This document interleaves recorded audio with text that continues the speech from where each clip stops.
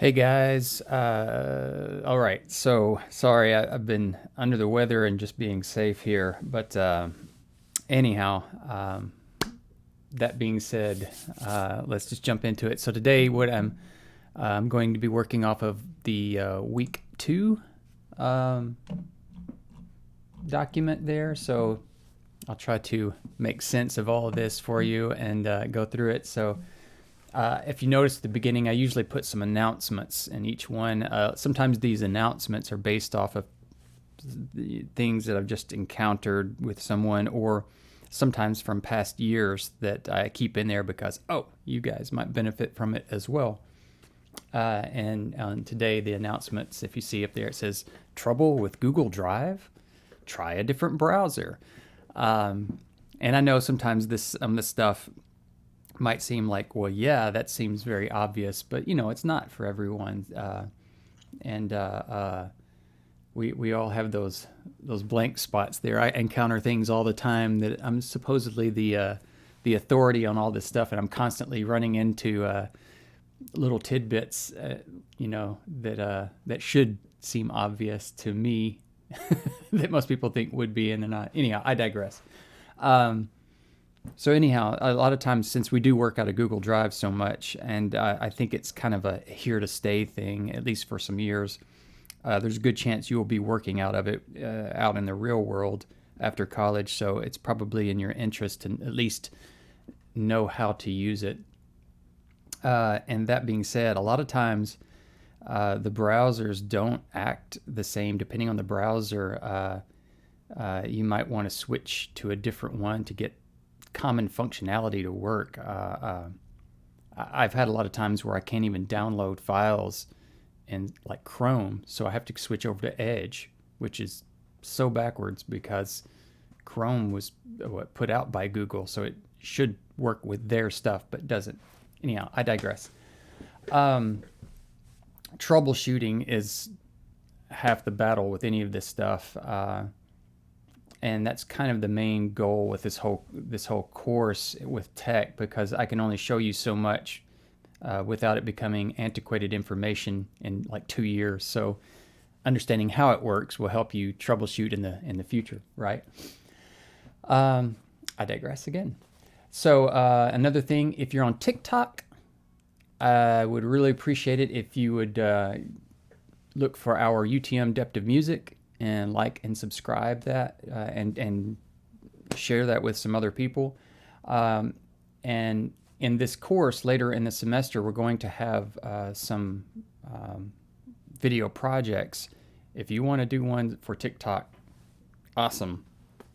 That will definitely count as your video project as long as it meets the criteria, which I won't unpack right now. But definitely, I would love to see it if you got on TikTok and did some video submissions. If you have any questions, just ask me. Okay, so let's go down a little further here. For this week, aside from this video that you are watching right now, I would like for you to watch the WAV versus MP3 video. It shows what is lost whenever you make a lossless compressed audio file, in this case an MP3, versus a WAV. And I go step by step through how to do that, how you can like hear what's missing there. And if you want to do it yourself and do the experiment that I do in this video, I have a link right there to the actual files that I use. Again, it's explained in the video. All right, so moving forward today, let's see. Last week we talked about a little bit about sample rates and bit depth. So in a nutshell, sample rates are how many times a second, or over a unit of time, usually a second, how many times the computer samples the sound, right? And the higher that number, the smoother the sound. The bit depth is essentially the dynamic range that it can it will register. and not necessarily how loud can it get, but how many increments along there. So, in a nutshell there, let's get on to audio capturing. We're going to talk about one of the main things when you are capturing audio. It's most likely going to be done with a microphone, right? So let's say right now I am speaking to you. This will be noisy. Okay. I'm using this microphone today. It's an Equation F20, if you're curious about that. It's a large diaphragm condenser microphone. It's a cardioid, which means it only listens this way. So if I come around the side over here, it's not going to be quite as clear as it does if I'm right in front of it. So it really listens this way. Also, when I'm using a microphone, this is a side address. So I wouldn't speak in this way. I speak in from this direction. This is a side address microphone. And I want to really quickly talk about buffeting. So windscreens, this is wind buffeting. I'm just going to blow very gently so I don't mess up my microphone, but I'm going to blow and then I'm going to pull in. I have a windscreen popped out here to show you the difference in what happens when you put a windscreen on. So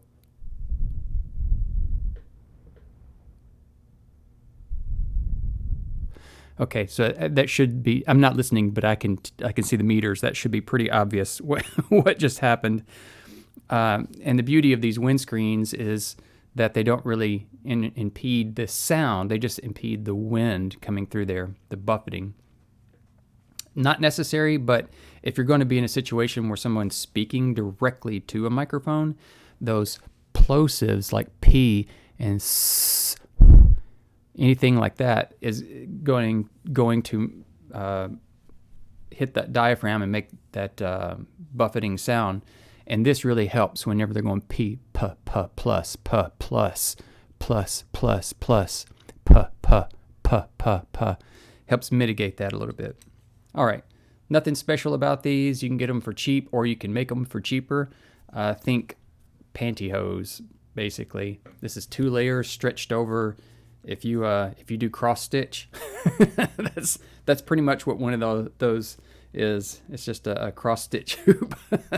And if you get one of these, you buy one, and this one's got a run in it already. I could just go replace that with some pantyhose material. All right, so set that out of the way. Moving right along, let's talk about microphones for just a second. Just a handful of microphones that I happen to have set up right now. I thought this is a pretty good array to familiarize yourself with. What I have here is this flat microphone. If you can see, it's just kind of a flat mic. This is a Sennheiser 609 or 609E, I forget, but about the same. It is made specifically for putting on speaker cabinets for guitars. It's very much attenuated to that. I'm going to pull my mic down just a little bit. Check. Okay. I saw my needles pegging out, but I have this this microphone set up, this Sennheiser 609, an SM7, which is SM57, which is pretty standard fare. Let me get this guy out. This might help a little bit. Okay. Oh, okay. So here's my Sennheiser 609 SM57, pretty standard guy. Aside from the sticker there, it's fairly recognizable. Now down here is a am I getting This one here is a CAD. That's CAD, CAD 1200, a GXL 1200. And then next to it, this bigger guy is the CAD GXL 2400. Nothing particularly special about those, but they're decent little microphones for what they are. And that's the mess of my my garage, where I've been working from home for the past year and a half. So come back to here. Okay, so we have those 4 microphones now. The 609, like I said, it is specifically tailored to put on front of a guitar cabinet, and it's flat so that it will lie flat against the cabinet and not fall over. Whoever came up with the idea, that was just a simple, brilliant way to approach it, because up till then, most people were putting a standard microphone like an SM57 on a stand and cramming it in front of an amplifier. And what happens is it requires a stand. It requires some geography. That means there's a stand out in front of your amplifiers getting in the way, and you can bump it, move it around. Well, this guy here, you literally drape it from its own cable. You drape it over the front of the amp and just let it hang there like it's on a rope. And that just leans up against the amplifier. And obviously you can put it on a stand as well. But that's what that's made for. You can use it for anything, but it might not sound great. It's not going to sound great for, say, singing into, unless you just want that sound. So every time I say anything, in the back of my head, I'm like, oh no, that's not right, because there's always these exceptions, but we're not getting into that depth here. There's no such thing as a bad microphone. There's just a microphone that doesn't suit what you're needing for this particular application. But every microphone, as long as it works, is good for something. You just got to be creative. Okay.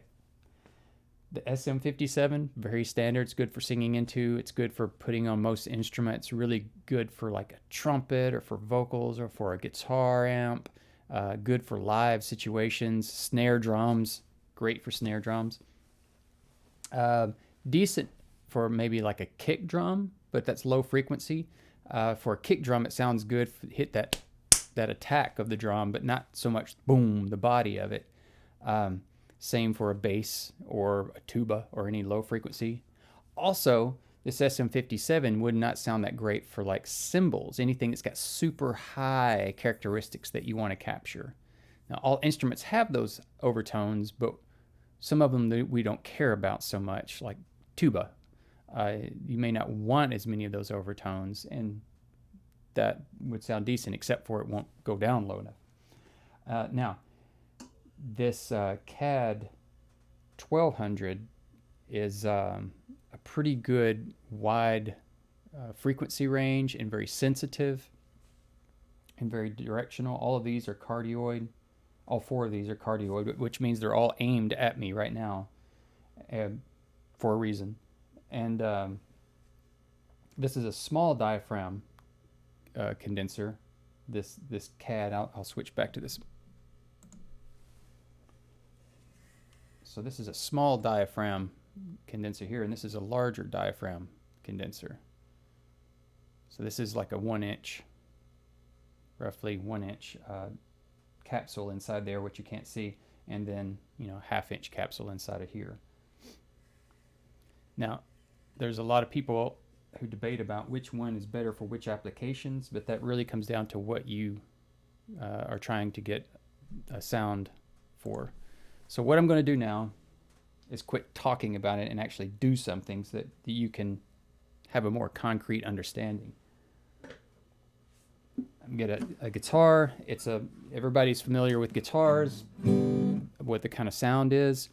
I'm going to switch from this microphone that I've been using to talk through to these respectively, and I'm going to announce which microphone I'm using and then play like the same thing.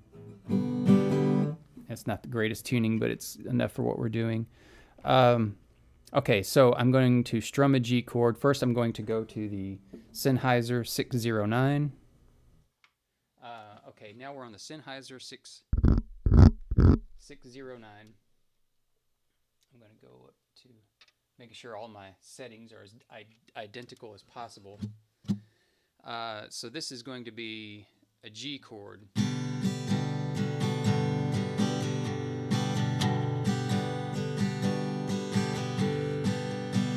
Okay, so now let's swap over to the SM57.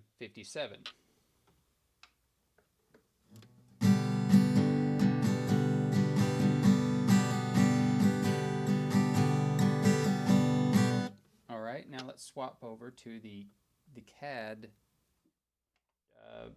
the CAD 1200, the little. Oh wow, I've got to back that down. Much more sensitive microphone.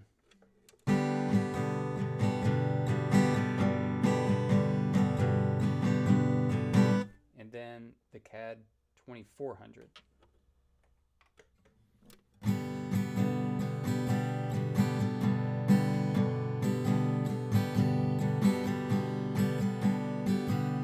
So you can probably hear a fairly distinct difference in the quality of what they're picking up. I'm going to do this one more time. If you notice, I'm roughly about a foot from my guitar. I'm going to scoot up a little bit. I'm still on this CAD 2400, so I'm right now roughly a foot from my sound hole to the microphone.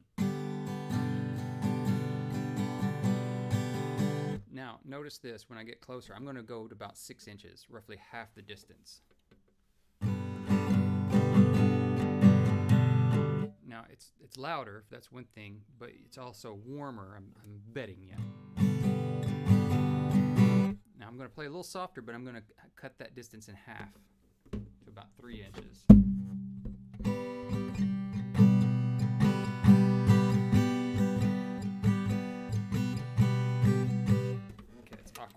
But you can hear how warm, the volume aside, how warm the microphone sounds depending on the distance.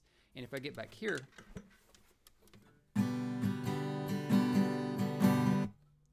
it's quieter, but it's also a little bit thinner. There's not a right and wrong way to do it. It just depends on the sound that you want. But if you want a more natural sound, you generally get further away from the instrument. And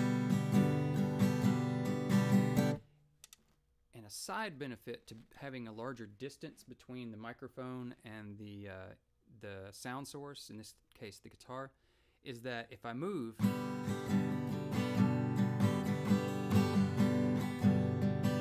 the sound quality is not going to change a whole lot. But if I'm up here, like crazy close to a microphone, and I move,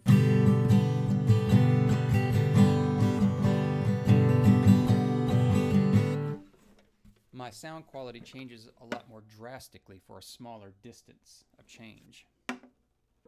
So those are things to consider. In the studio, it's not as big of a deal. For instruments that don't move, like say a snare drum. Go back to this microphone. For instruments like a snare drum that don't move, that's not an issue. You put the microphone where it sounds good and you're done. You don't have to worry about the mic or the instrument moving. But for,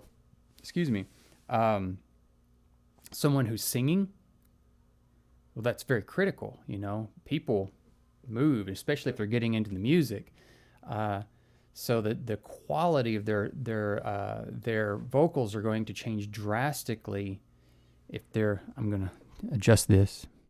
So if I'm up here speaking with you and I move over like 6 inches and then I get back here in front of the microphone and then get back over here and then get back here, that's going to make a big difference.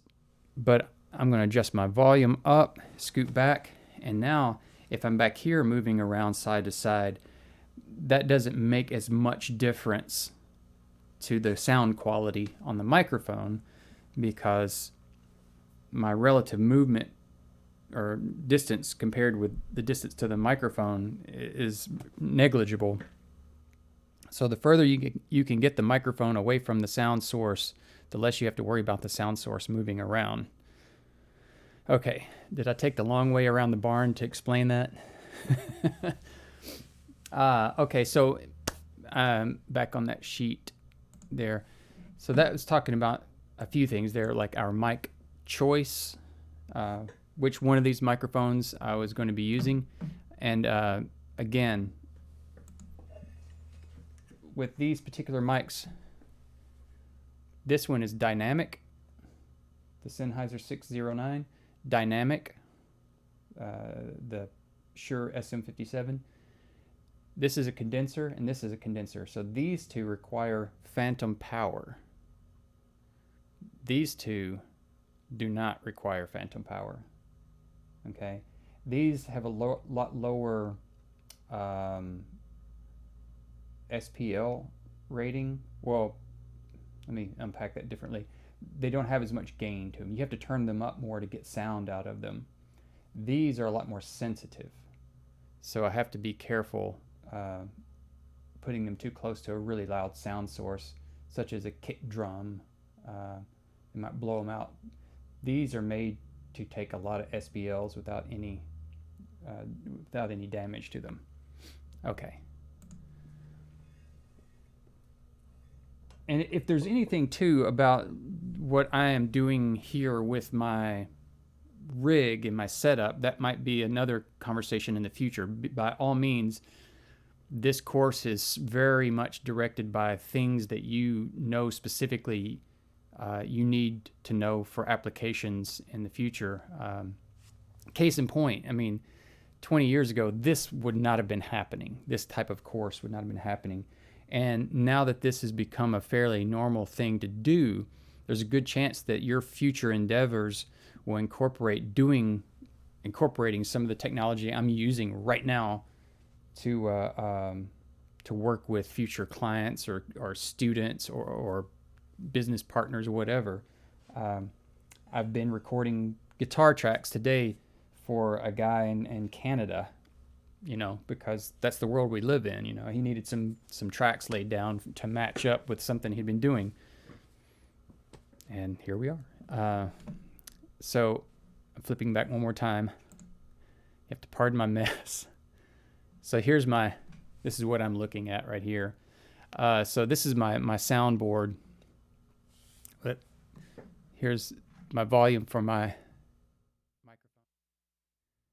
So whenever I'm adjusting things, right there, but I've got all this patched into that thing over there. You see blinking lights. That's my actual sound card. That is an Apollo 16, and yeah, it's a mess because my soundboard is my desk. My computer's over there, so if you can, there's some of my monitors, and I am piping. Right now, I'm recording with OBS software. I'm using a Canon camera, which is so dark you probably can't even see it in this video. Oops, haha. I digress a lot, right? A little peek forward when we talk about things. If anything that I'm doing right here is something you want to know more about, specifically like the OBS software that I'm using to record with, and I also use it for my Zoom meetings, so I can pipe this straight into Zoom, so when I'm talking to people, I can do all this on-screen stuff. So I am not a linear person. So yeah, our mic choices, we have our 4 mics that I have set up here today. The 2 dynamic microphones I would probably use for obviously guitar amps, electric guitars, for vocals maybe, for snare drums, toms. They'd be good for trumpets, a lot of brass stuff. And then those condenser microphones would be better for things like overheads on a drum set, stuff where we've got all that sibilance. Tuba, I found that they really work well with tuba. things that are extremely low and extremely high end of the spectrum. But especially if you have anything that's high frequency sibilants that you need to get, those you can't do it with an SM57. You're going to need something that's got a good high frequency response and something that's fairly sensitive, so it gets all that glistening sound. So I'm rolling down through here. So I've got my different mics. In this case, I've got my 4 microphones to choose from. Not just which mic do I use, but what's the actual placement of the microphone. Do I want it warm? I get it really close for the proximity effect, so it gets this nice warm tone. Or I get further away and it makes it thinner, and dial it up and see what works well for you, until you get the sound that you like. Now, the further you get away, the more background noise you're going to get, which you probably heard some background noise here today. I think like some trucks were driving by a while ago, and you probably hear the kids at some point. Let's see. The actual room that I'm in, I do a lot of recording in here. Obviously, I have to be careful. It's when there's not a lot of other noise, so I do it late at night when everybody's asleep. But also, I've got a lot of just junk in here, really. But it helps to keep this room from being too reflective. It's not a lot of slapback like you get in Blankenship or in Harriet Fulton. But I can get a live room sound in here if I want to without being too harsh and flat. So all this kind of irregular surfaces everywhere help dissipate the reflections and give it volume without giving it slapback. Let's see. I've put in a list to a really good article I found some time back about mic placement, and I highly recommend just kind of go through that. You can just go to that mynewmicrophone.com, and there's some tips and just good starting points. There are no rules, but there are general practices.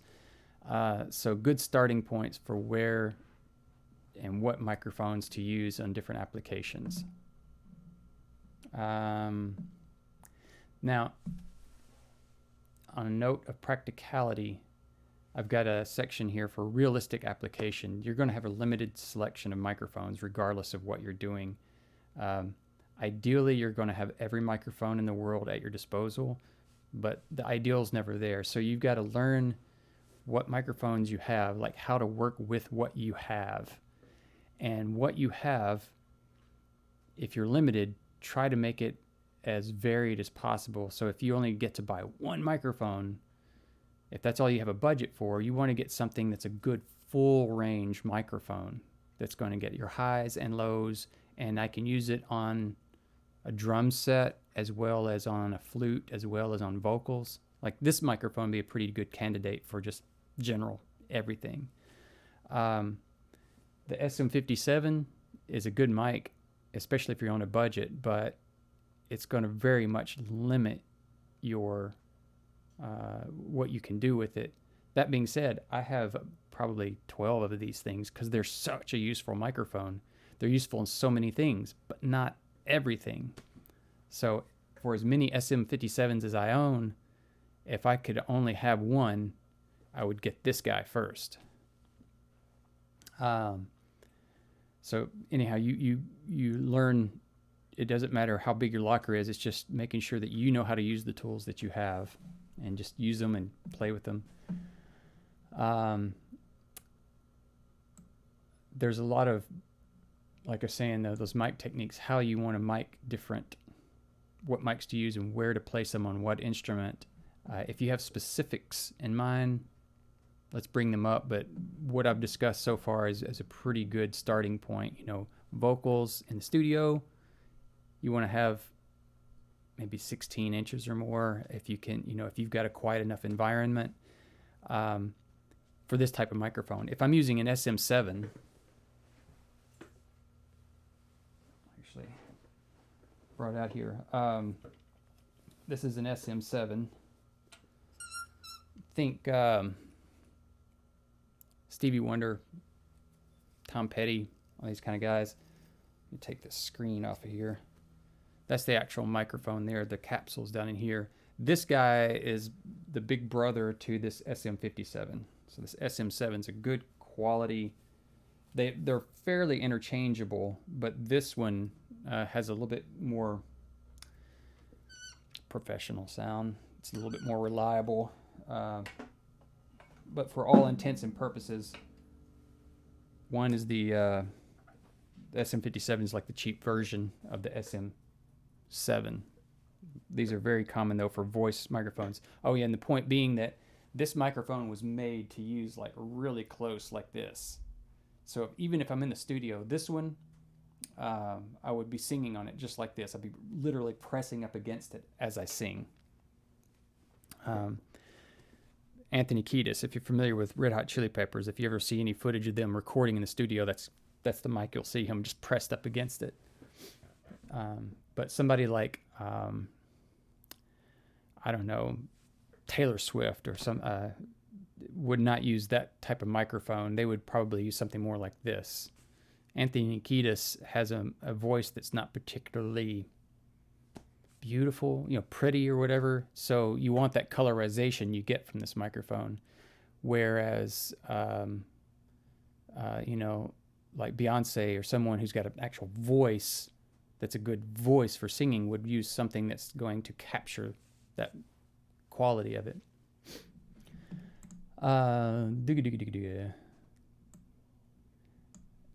So I'm skipping on ahead here. You can look through this document too, and if there's something I skip over that you wish I hadn't, I'll go back and talk about it next time. So there's audio processing, the editing, multi-tracking. I think everybody's generally got a notion of what those are, but I'd be more than happy to discuss them in detail. Obviously. Okay. Some your capture hardware, a general overview. If you are recording, you have to capture it. Here's your general breakdown. You've got a transducer. That is the microphone. A transducer is anything that takes a form of energy and converts it into a different form of energy. So this mechanical motion of sound hits this diaphragm. That diaphragm moves around and generates voltage. So it's going from this mechanical energy to electrical energy up and down the wire. Converter converts it from voltage to ones and zeros. Now, I've put a few lines on here about Nyquist's filters. You don't need to know what they are, but just so you have a peek into it, the computer has no filter on how low and high it listens. And the frequencies that come in that are beyond its frequency range can affect what falls into its range of hearing, as it were, and it can affect adversely can affect it. So what happens? A Nyquist filter basically filters out all frequencies beyond the ultrasonic frequencies. It filters them out so they don't feed into the AD converter. Otherwise, you get a lot of these weird grumbling noises. And again, I'm not going to unpack it right now because you don't need to know about it. But if you want to know about it, I'd be more than happy to discuss it. Okay, so you've converted your sound into voltage, your voltage into ones and zeros. Now you need something. What do you do with it? Your software comes into play, and that's what manages all the sound, all the information that's coming to your computer. So this is going to be anything from Audacity to Cubase, all your DAW stuff, Pro Tools, etc. And then your monitoring. There's two forms of monitoring you've got to factor in. It's your actual screen. What's the graphical user interface? What's the representation there for you? And your audio monitoring, is that going to be headphones, speakers, both, back and forth, A note on speakers: if you don't have a consistent environment to work in, get headphones. If you're living in the dorms, if you're living in a rental place or something like that, because if you're using speakers, there's a good chance by the time you get used to the room you're working in, you move, right? Also, depending on your roommate situation or your neighbor or neighborhood situation, you're going to be hearing all the noise outside as much as what you're trying to focus on. And people around you are going to be listening to everything that you're doing, and you're going to be bugging them, right? So this is when headphones, if you don't have a dedicated space for a long period of time, headphones are the way to go. So I can listen to my headphones in my office, in my studio, in my bedroom, on the train, wherever, and I'm pretty much going to have the same experience. And you get a good set of headphones that can capture or that can reproduce the entire frequency of hearing, 20 hertz to 20,000 hertz, and then listen to them, listen to everything that you're familiar with and get used to the way that they sound to where you know the characteristics of those headphones. And then you can feel confident about using them to mix your own sounds, to reference your own sounds. It does no good for me to go out and spend $1,000 on some really nice headphones if I'm not acquainted with them, because they're going to respond so differently than what I'm used to. So to me, they might sound brittle, but they're actually very bright headphones, and I should have been mixing all my stuff bright, or conversely. So just things to think about when you're setting up your own personal situation if you're doing a lot of recording. Let's see. The connections that you make is like, your actual mic cables and all that stuff. And it's kind of abstract the way I've got it here on the document, which I guess I should be having up on the screen. Bam. The connections that you make whenever you are investing in equipment, once you start getting beyond just a simple microphone, headphone situation, one of the things that people don't factor into the pricing is the cables. Like, oh my goodness, half of all the stuff I bought, half of what I've spent has just been getting wires to connect it all. HDMI cables, microphone cables, power cables, all these cables running everywhere and making a proper mess. Things to factor in whenever you are getting all this gear. You don't spend a lot of money getting the top of the line stuff, but don't phone it in and get the cheap things, and more outboard gear means less and less. Unless you're going into pro audio, there's no real need for you to start investing in a lot of compressors and reverbs and all that kind of thing. All right, I have waxed on a little bit too long about a little bit too little.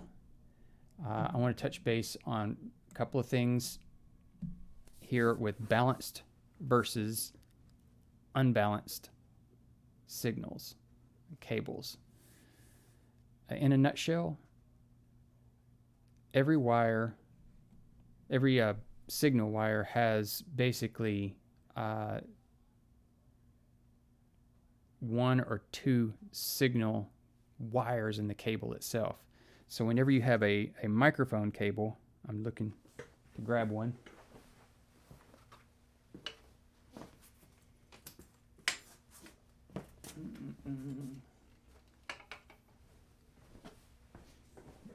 Whenever you have a microphone cable, the plug, if you can see right here, has these 3 pins on it. All right, so one of those is a ground, but 2 of them carry a signal, as opposed to, let's say, a guitar cable, which just has 2 wires in it, a ground and a signal. If you only have the 2 wires and only one wire carrying a signal, we call that unbalanced. And that's really all you need to carry sound, is just that one wire carrying the signal. However, the longer that cable is, the more loss it gets over distance. So a really long guitar cable is going to start sounding kind of dull. The high frequencies start getting lost. They get basically trapped inside of the cable, if you will. And furthermore, it acts sort of like an antenna. So it's going to pick up radio waves. I've heard guitars picking up radio stations a lot of times. They'll get turned a certain way. All the planets line perfectly, and you're listening to the local hits. So that is electromagnetic frequencies. Those EMFs get into the cable, the guitar's cable, and they pump on in with the guitar signal. All the radio waves pump on into the amplifier and get amplified with the guitar signal, and then suddenly you're playing along with KF99. Well, what do you do about that? Well, some really clever guys came up with an idea. It's like, let's don't send one signal wire, let's send two signal wires. However, when it comes out of the guitar or microphone, usually, when it comes out of the microphone, one signal is going to be positive, and the other signal is going to be the invert. It's going to be a negative, a phased out version. Identical signals, but one is 180 degrees out of phase. And they'll travel alongside each other, one up, one down, identical, except when one goes up, the other one goes down on the sine wave. And when they get to the other end and come out into the amplifier, the mixer, whatever, it will take the upside down signal, re-invert it so that it's correct again, and then sum those two together. Why? What's the benefit? Okay, so you've got two signals carrying identical information at the end. Well, the benefit becomes that whenever, like I was saying, this is an antenna picking up all those radio waves and other noise, hum from fluorescent lights and whatnot. Well, right before the signal cable goes into the mixer and gets reinverted,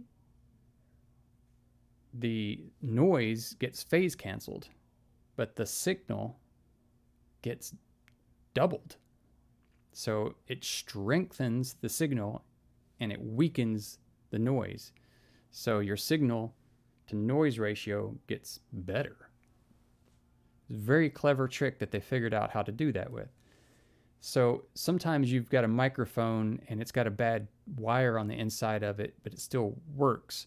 That's probably why, is because one of the cables, the positive or negative, whichever, is still working, but the other one that helps phase cancel out all the noise is not there, not connected up. So anyhow, that's what balanced versus unbalanced is. A guitar cable, unbalanced. A microphone cable, balanced. We'll talk about that more if there's questions. Next, talking about microphone types. A dynamic microphone is one that works mechanically. It actually has a physical piece that moves in there. When I speak, like in this SM57 microphone, whenever I speak into it, there's a diaphragm inside of there, and same with this one here. It looks like a little speaker, and it operates just like a speaker. So what happens is whenever I speak, the diaphragm moves back and forth, and there's a coil attached to it, and that coil moves back and forth over a magnet, and that creates electrical pulses that run down this wire, and that gets pumped into the amplifier and amplified. So that's how a dynamic microphone works. Dynamic microphones, if you plug them up backwards, you can actually listen to them like a speaker because they're essentially the same mechanics. You can use speakers as microphones. They're not great, but that they do it. That's the The physics are the same. Everything's the same. They're just calibrated a little bit differently. Next, we've got the condenser microphone. Now, condenser is interchangeable with the word capacitor in this instance. So they actually have capacitance. The diagram says better, but essentially you've got two plates, and whenever one of them moves around, it measures the difference in the voltage and passes it on down the line. The adjustments in voltage are as a result of the sound coming in, and they get amplified. So these are the two types of microphones you're most frequently going to encounter. Dynamic, it's got a little diaphragm that moves back and forth, and condenser, it's got a little plate in there that's has electricity going across it. There are lots of other microphones, like ribbons, which are a lot less common, but still common. I've got one sitting over here somewhere. The main thing with a ribbon, two main things with a ribbon: never put electricity, aka phantom power, through a ribbon microphone unless you know for certain it's okay. I've heard back and forth talking about when it's good and when you can't. Just as a safety precaution, don't plug up a ribbon microphone, especially one that's made before, we'll say, the 1990s. And that's most microphones these days. But don't plug up a ribbon microphone and use phantom power. You could fry that little filament in there, the ribbon.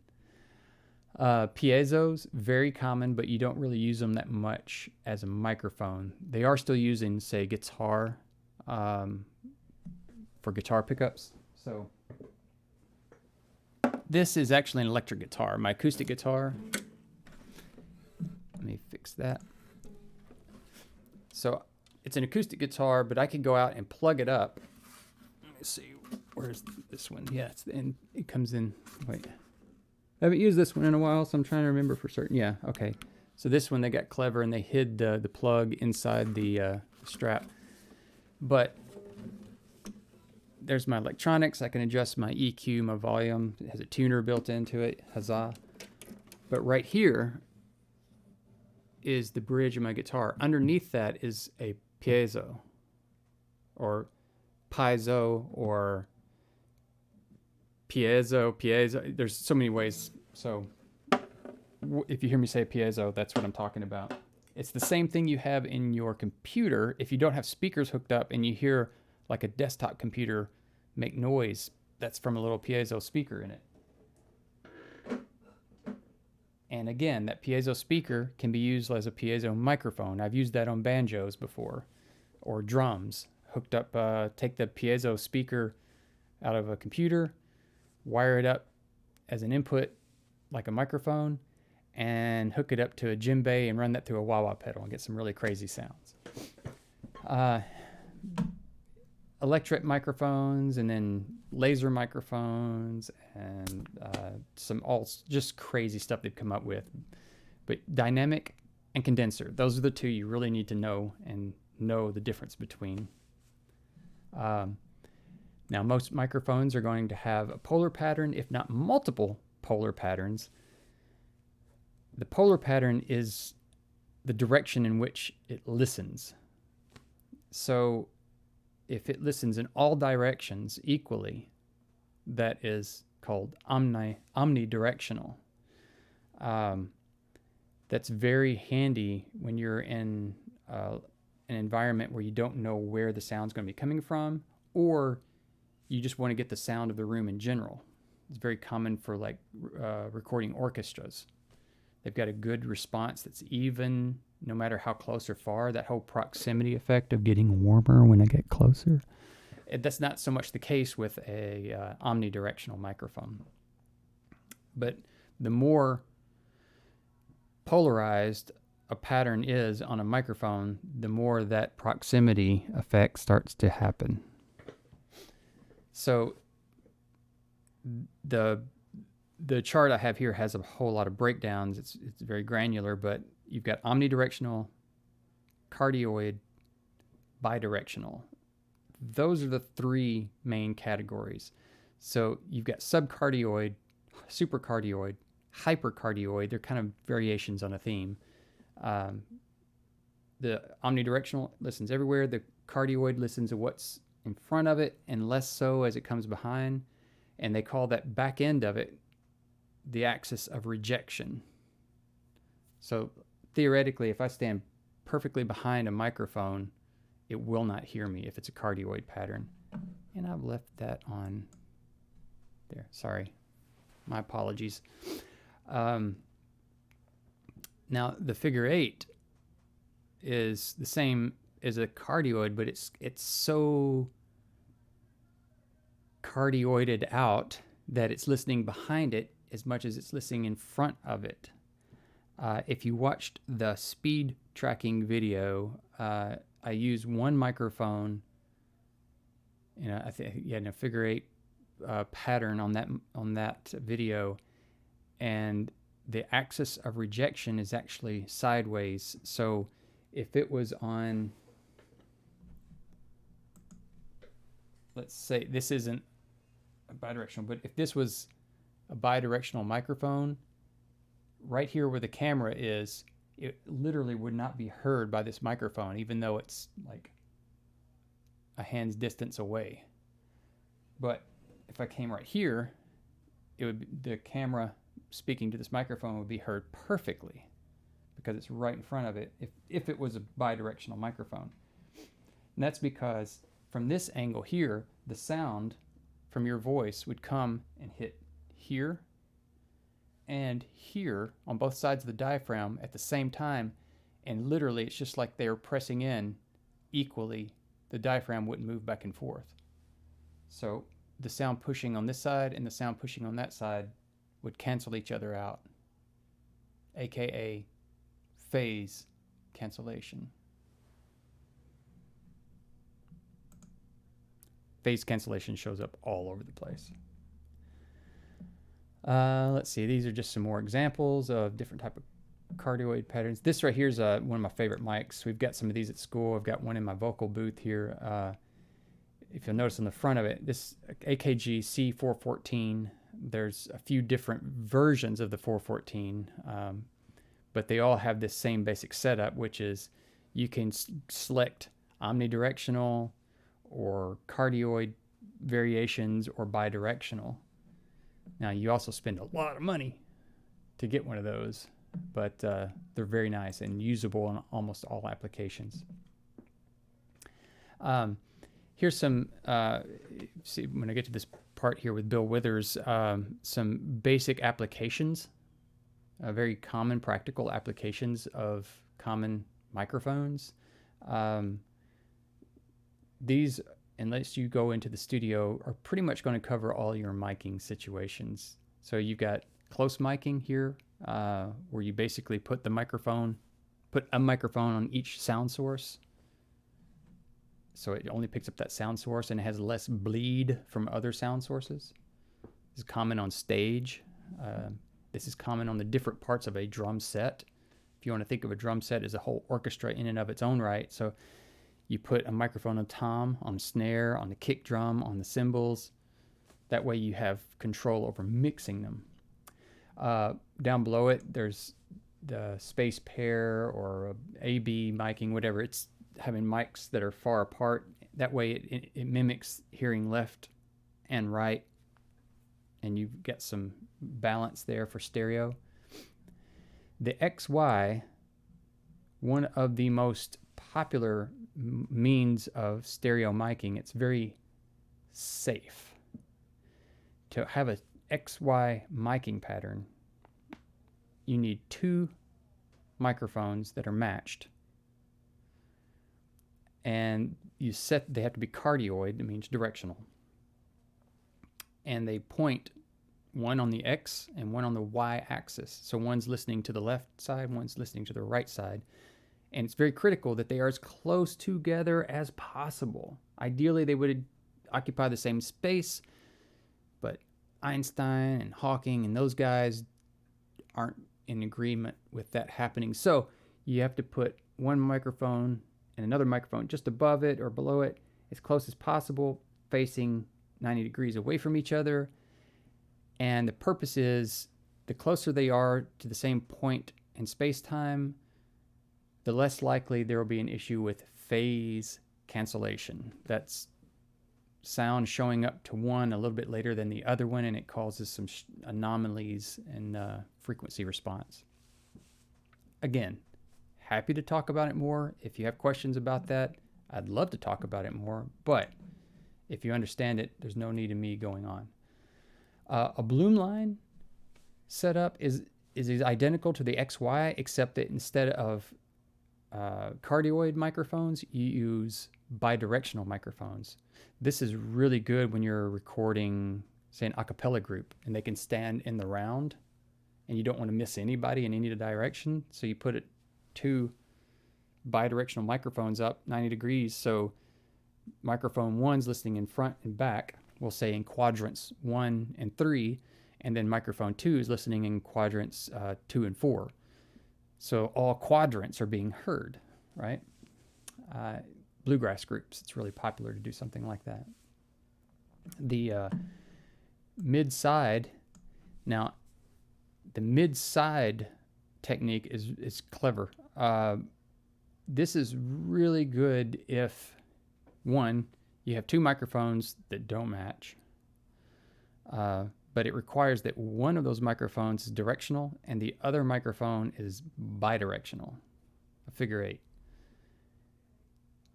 The beauty of this is when you record with using the mid-side technique, it can be played back as a stereo sound where you hear things on the left and the right, but if it's played back in mono, such as on AM radio or a telephone speaker or speakers at the mall, that kind of thing, where it's a single speaker playing all of the program, well, that sometimes left and right mixes, when they're put back together, will create phase cancellation, and certain instruments don't get heard.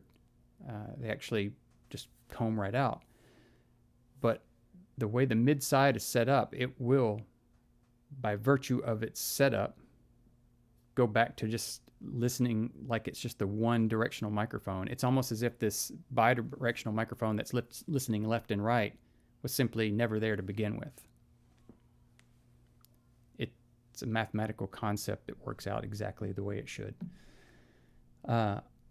ORTF, this is one of my preferred stereo miking techniques. It's not as safe as an XY miking technique, but it is a good true stereo sound. It mimics our ears.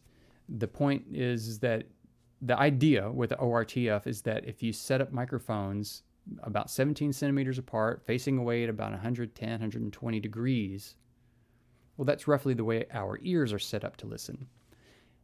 And if you go to a concert and you find a good place to sit and listen to the concert, well, just plop down a set of microphones in that same spot in an ORTF fashion. And when you go back later and listen to it, it's going to sound like it would have sounded to just be there at that concert. It will have that natural sound.